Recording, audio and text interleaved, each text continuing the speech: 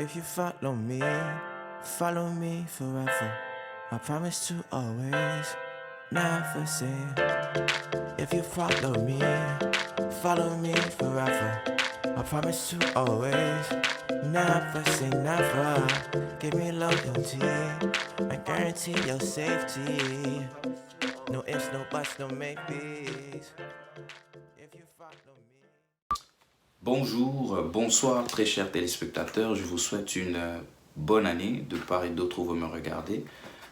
En cette nouvelle année, moi je vous souhaite beaucoup de succès, toutes les bonnes choses et j'espère que pour ma part, dans cette nouvelle année, que vous prendrez la décision comme moi de vous focuser, de vous concentrer et de demeurer dans l'œuvre de Dieu qui est la chose la plus importante pour tout chrétien sur cette terre, parce que mon pasteur dit souvent que la raison pour laquelle on est encore ici sur terre après avoir reçu Jésus-Christ, c'est parce que, nous devons faire l'œuvre de Dieu qui est centrée autour des âmes.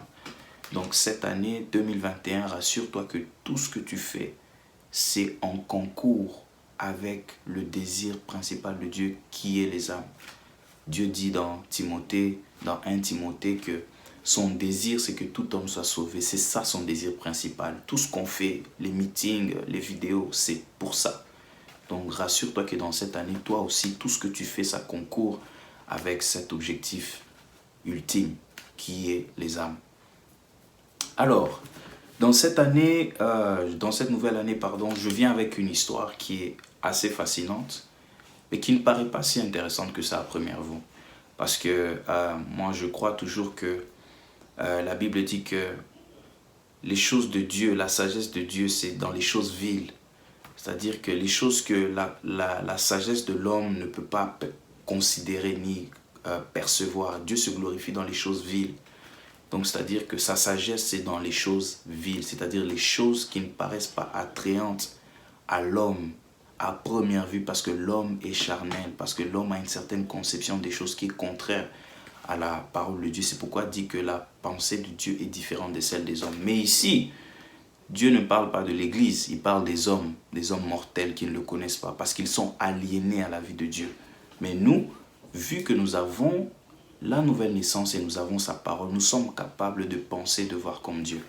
Je vous apporte une histoire qui est vraiment, vraiment fascinante. C'est l'histoire d'une femme qui s'appelle Perpétua. Perpétua est une femme qui est vraiment exceptionnelle. Aujourd'hui, on ne parle pas beaucoup d'elle, mais elle a marqué l'histoire, son époque et son temps par sa foi et sa crainte de Dieu. Et aujourd'hui, on ne peut pas parler des femmes qui ont marqué leur temps sans mentionner Perpétua. C'est une histoire que je vous conseillerais de vraiment aller lire et faire des recherches, c'est vraiment fascinant. Alors, l'histoire se passe au IIIe siècle. Et ça se passe précisément dans la ville de Carthage. Et Carthage, c'est localisé actuellement, c'est connu, géographiquement, c'est l'endroit qu'occupe actuellement la ville le pays de la Tunisie. En fait, c'est dans la Tunisie exactement que le Carthage se localise. Alors, durant cette période, nous savons que c'est aux alentours de la période que l'Empire romain a eu à faire beaucoup de conquêtes. Et selon l'histoire, on a vu que Rome a eu à conquérir beaucoup de pays d'Afrique du Nord-Est. Donc beaucoup de pays comme l'Égypte et toutes ces contrées du Nord et de l'Afrique de l'Est ont été conquis par Rome en fait. Alors, qu'est-ce qui se passe? C'est que durant cette période, il y a celui qu'on appelle l'empereur Septimius. Excusez-moi, c'est un nom assez compliqué, Septimius. Alors, Septimius était celui qui régnait. Et comme nous le savons tous, Rome a ses valeurs, ses coutumes. Rome adore aussi ses dieux. Alors, étant donné que c'était lui l'empereur, il était contre toute religion contraire à celle de Rome. Alors, en d'autres termes, ce que ça veut dire, c'est que les chrétiens étaient persécutés. Et durant cette même période, il y a eu une ascension d'un grand mouvement de chrétiens dans la ville de Tunisie actuelle, qui à l'époque c'était Carthage. Et au courant de ce même mouvement-là, vous avez Perpétua qui, elle, était une fille d'une classe noble. Son père était assez haut placé dans la société de son époque. Et elle avait une vie d'opulence, une vie où tu vois, vous voyez un peu quoi. Donc comme ici au Canada, quand tu as un parent qui est bien placé dans la société, surtout chez nous en Afrique, quand tu as un parent pardon, qui est dans le gouvernement, ça veut dire que ta vie, elle est superbe, quoi. Tu manques de rien, tu as toujours la nouvelle technologie. Imaginez-vous un peu ça, c'était le cas de Perpetua. Elle était bien placée, elle menait une vie d'opulence et tout était parfait, si je dois dire ça dans ce contexte-là. Alors, qu'est-ce qui va se passer? Après un temps, elle sera influencée par le mouvement chrétien. Elle va finalement décider de se faire baptiser et de donner sa vie au Seigneur. Alors, cette décision va venir avec beaucoup de conséquences. La première chose, c'est d'abord son père. Son père, étant conscient d'abord qu'elle a pris une décision contradictoire à ce qui est reconnu dans leur société, dans leur culture, a été très concerné. Il pensait que sa fille était devenue folle, qu'elle avait perdu sa tête, et il a essayé à plusieurs fois de la dissuader, il a donné des exemples, regarde, tu vas perdre tout ça et tout et tout. Et la deuxième conséquence était éventuellement la prison. Parce que l'empereur Septimius faisait arrêter les chrétiens qui promulguaient le message de Christ comme étant le Seigneur et Sauveur, le roi. Ce qui révoltait l'empereur, et qu'est-ce qu'il faisait? C'est qu'il faisait arrêter ces chrétiens et les faisait mettre en prison. Alors, qu'est-ce qui va se passer? C'est que son père va essayer de jouer avec ses relations et elle va se retrouver être dans une prison assez considérable. Et après ça, il y a l'épisode maintenant de l'épreuve. Qu'est-ce qui va se passer? C'est qu'ils vont se faire présenter devant l'empereur. Et l'empereur va leur laisser une dernière chance afin de conserver leur vie. Il va leur présenter un dilemme. Le dilemme est le suivant.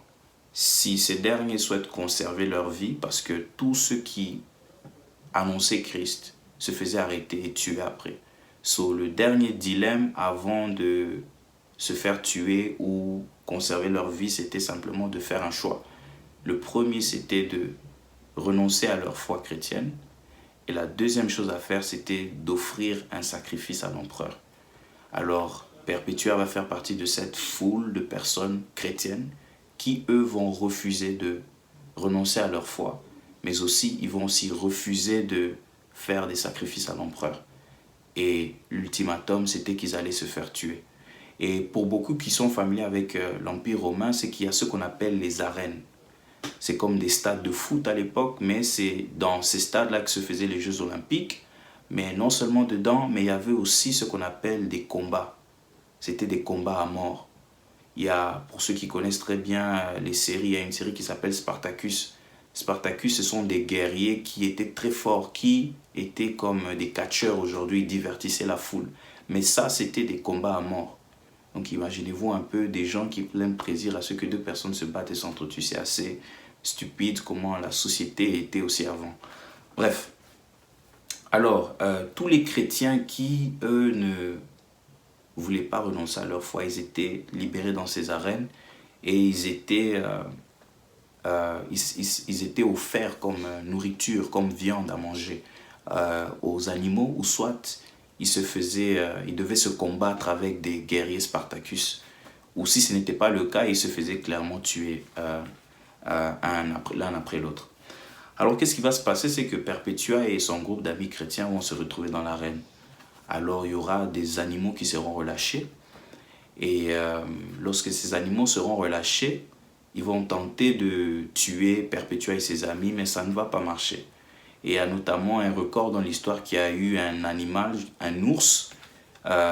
Qu'est-ce qui va se passer? Plutôt un taureau, excusez-moi. Il va renverser Perpetua, mais cette dernière va retomber sur elle-même et elle ne va pas mourir.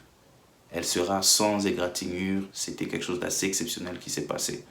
Et juste après ça, l'empereur va s'impatienter, voyant que les animaux étaient incapables de tuer ces personnes. Il va simplement demander qu'on puisse les couper la tête. Et c'est comme ça que Perpetua et ses amis chrétiens vont finalement mourir à ce moment-là.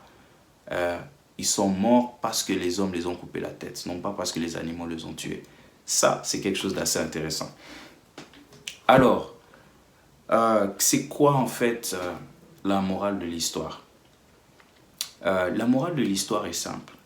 C'est simplement le conflit entre la crainte des hommes et la crainte de Dieu. Donc Perpétua, son histoire à première vue n'est pas si exceptionnelle que ça. Parce qu'elle n'a pas chassé des démons, elle n'a pas fait de miracles, elle n'a pas prêché l'évangile comme les apôtres, elle n'a pas eu une église, elle n'a pas été prophétesse, elle n'a pas prophétisé, elle n'a pas fait toutes ces choses-là. Mais ça n'a pas empêché qu'aujourd'hui, comme j'ai dit au début, on ne peut pas parler des femmes qui ont marqué leur temps comme Perpétua.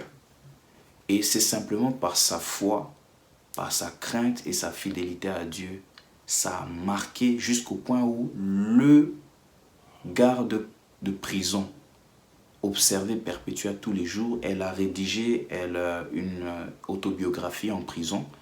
Et c'est ce même garde-là qui l'observait, à qui elle racontait ses histoires, qui finalement à la fin va croire en Dieu en étant témoin de l'épisode de la reine. Il va finalement croire en ce Dieu-là. Et c'est grâce à cet homme que l'histoire de Perpétua sera divulguée dans le monde entier aujourd'hui. Donc qu'est-ce que ça veut dire? C'est simplement que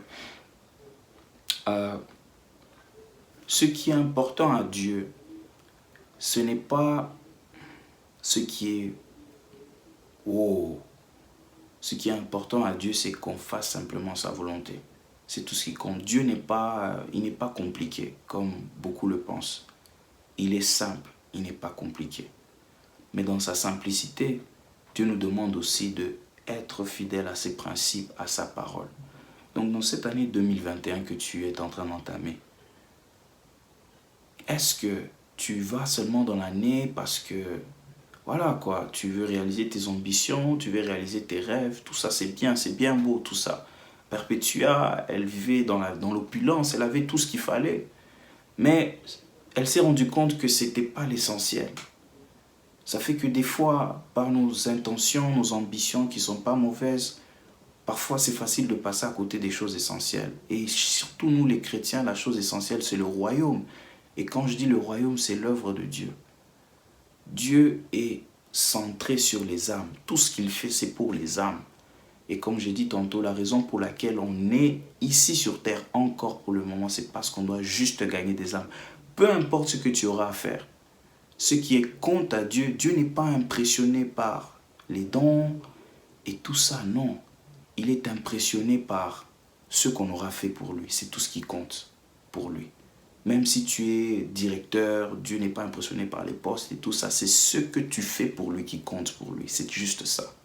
Donc moi, je t'encouragerai en cette année 2021. Utilise ces opportunités que tu as, le don que tu as, ta voix, ton talent, pour mettre ça au service de l'œuvre de Dieu et fais quelque chose pour Dieu parce que Dieu compte sur toi. Il n'y a pas quelqu'un d'autre au travers qui va le faire si ce n'est toi. La raison pour laquelle tu as le corps que tu as, la voix que tu as, l'influence que tu as, c'est pour lui, c'est pas pour toi. Parce que Dieu peut toujours le donner à une autre personne. Les gens du monde ont cette influence-là, mais est-ce que ça les emmène, ça les apporte la vie éternelle? Je ne pense pas. Donc moi, je veux vous encourager à prendre des décisions, servir Dieu, craindre Dieu au-delà de ce que les hommes peuvent dire de vous. Donc, si tu es tombé sur cette vidéo, je pense que ce n'est pas par hasard que tu es tombé sur ça. Tu te poses la question, mais bon, moi, ça ne me dit rien. J'ai mes ambitions, j'ai mes rêves à réaliser, j'ai ma carrière et tout ça et tout. Bon, je te dis que c'est bien beau. Et effectivement, la Bible nous dit que celui qui cherche va trouver. Donc, il y a des récompenses que tu auras sur cette terre. Effectivement, si tu travailles dur, tu veux devenir une star, une célébrité, tu le seras sur terre. Mais le problème avec ça, c'est que très vite, ça va passer. Et ça n'a pas simplement à voir avec le fait que tu vas mourir. Parce que tous, ça va arriver, mais le problème, c'est de l'autre côté. Ça va se passer comment pour toi? Est-ce que quand tu iras devant Dieu, qu'est-ce que tu vas lui dire? Quelle excuse tu auras à donner? Il n'y aura pas d'excuse à donner. La Bible dira que tous devant Dieu nous aurons à rendre compte de nos actes. Mais la bonne nouvelle, c'est que pour le chrétien, il n'y a pas de jugement. Le seul jugement pour le chrétien qui est possible, c'est en fonction de ce que nous aurons fait pour Dieu ici sur terre. Donc si tu n'es pas trop sûr de quel sera le témoignage pour toi de l'autre côté. C'est une opportunité pour toi. Christ m'a envoyé pour toi. Je suis venu, c'est pour toi. Alors si tu veux bien le recevoir dans ta vie, c'est pas compliqué. Tu n'as pas besoin de danser autour du feu. C'est simplement le reconnaître comme Seigneur et Sauveur. Et tu peux simplement répéter cette prière avec moi. Seigneur Dieu, je crois de tout mon cœur que tu es mort et ressuscité pour m'apporter la vie éternelle. Merci de m'aimer. Ma vie t'appartient à compter de ce jour. Je suis né de nouveau. Et merci de m'avoir sauvé. Amen. Et sur ce, ça marque la fin de notre épisode. Et je vous dis à la prochaine. If you follow me forever. Cœur à cœur, un rendez-vous avec ton présent pour transformer ton futur. Cœur à cœur, parce que Dieu agit encore. Cœur à cœur, parce que Dieu agit encore.